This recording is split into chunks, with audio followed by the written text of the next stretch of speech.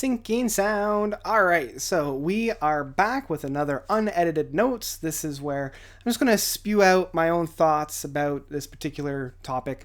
And I'm not going to do any editing. I'm not going to do any like color correction or anything like that. It's just going to be kind of you, me, and my girl Taylor, just talking about this particular topic. And I really had a hard time kind of coming to thoughts, coming into like, how am I actually going to title this? Because this kind of all came around when I'd been doing a couple of different videos. And I've been getting a lot of responses to that and I guess the whole thing is, talking about when a work from a particular time, I feel like I don't get a whole lot of enjoyment from because of the time that it was released. And the example that I'm going to give, just so that it's not as cryptic, when I put on my Spiral Architect album review for their Skeptics Universe album, one of my biggest criticisms of it was that even though this album was released in like 2001, 2002, it felt like it had been something from the early 90s. And originally I wanted to title this video of something like, why does it matter when a piece is released? But I didn't think that really got into the heart of the matter, because the heart of the matter, as the title of this video actually is the difference between taking inspiration from a work, emulating a work, and then plagiarizing a work. And I feel like with Skeptics Universe, or at least Spiral Architects Skeptics Universe, they were emulating something that had already happened. And so that doesn't necessarily give an overall negative of the music. Like, I don't find that I'm enjoying it all that less. But I do find that in terms of like advancing the music forward, presenting something new, or doing something exciting with the music, it doesn't grab my attention all that much. And that's where like emulating a work is, where I definitely can see that they are trying to recapture something that had already happened. There's no surprise about the album that I have behind me doing exactly that. So I want to take a step back and talk a little bit about taking inspiration from works and kind of the difference between emulating a work and taking inspiration from a work. And this is definitely found very heavily within the progressive rock scene of today. Like, it's very hard not to take inspiration from or emulating the masters of the past. I mean, Flower Kings and Spock's Beard are the two that I readily go to for doing things like this. Flower Kings not only took inspiration from, but heavily emulated bands such as Yes and Genesis and King Crimson and Emerson, Lake and Palmer. And I think that's the difference between Spock's Beard and Flower Kings, in that Spock's Beard definitely took a lot of inspiration from those bands.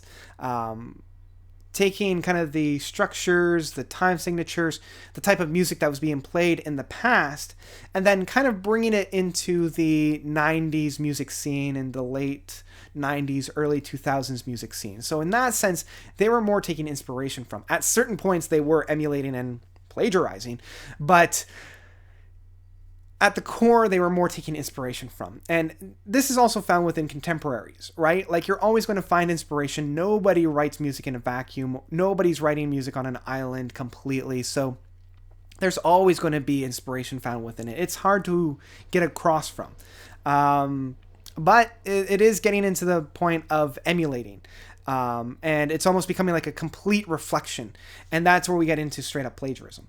And I feel like, well, especially, what was it, Kior, back at the beginning, their album of Petrichor, straight up plagiarized a lot of stuff that Steven Wilson was doing on his Grace for Drowning album.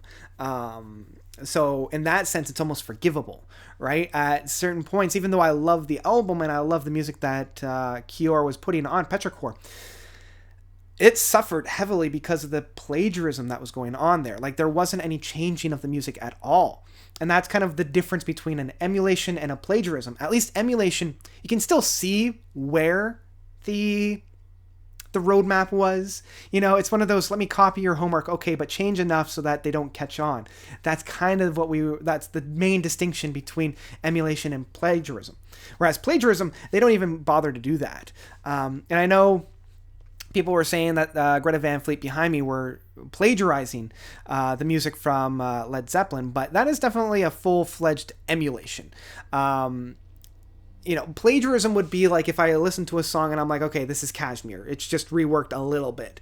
Or this is the exact note sequence that I heard from Rock and Roll or Black Dog. But at no point does that really happen. In fact, Greta Van Fleet to me sounds much more like early Rush or those other big rock bands that took inspiration from Led Zeppelin. So Led Zeppelin might be the grandfather, but there was a lot of inspiration that was found within those contemporaries at the time.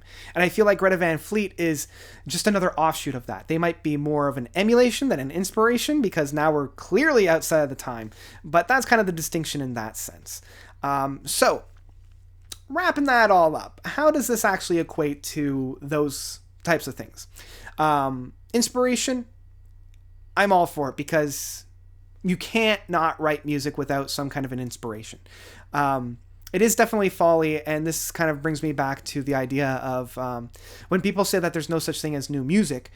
I have to very disagree with that. I've never been a fan of that mindset. I think it's a very dangerous mindset because even if a band sounds very similar to another band, well, that new other band, they're going to inspire other people. And so there's going to be like this chain of command or chain of inspiration, I suppose, where it's going to change from one to another. So that's kind of where inspiration happens. Inspiration is just kind of a natural flow of the creative process. Emulation is much more of like a thoughtful, I want to actually pay homage or homage, or I want to actually emulate something that has already happened. And so I think the difference between an emulation and an inspiration just happens naturally. It's like, ooh, I got this really great idea. I'm building off of something I already heard. I'm going to make it my own. Emulation is, I love that thing from the past. I really want to bring it back and bring new life into it. And plagiarism is where you love something and you're like, I'm not even going to change it. I'm going to keep it as it is. And so with each new step, it does kind of weaken my enjoyment of it because I've already kind of heard it before, unless it's done very tastefully. And that discludes plagiarism because plagiarism really can't be done tastefully unless like the artist is there with them. And at that point, it's more of a remix than anything else. But yeah, that's a whole other can of worms that I'm not going to get into at this moment. So that's about it. That's my thought about the difference between inspiration, emulation, and plagiarism. All kind of coming about this, why do I feel certain ways about when an artist feels out of place? Sometimes it works, like I love Greta Van Fleet. Sometimes it doesn't, like Spiral's Architect. And yeah, that was pretty much what I came on here to say. So yeah, let me know of your own thoughts about this topic. Comment down below, let me know what you thought. And yeah, thank you guys so much for watching. As always, you guys are definitely the best. And until next time, notes out.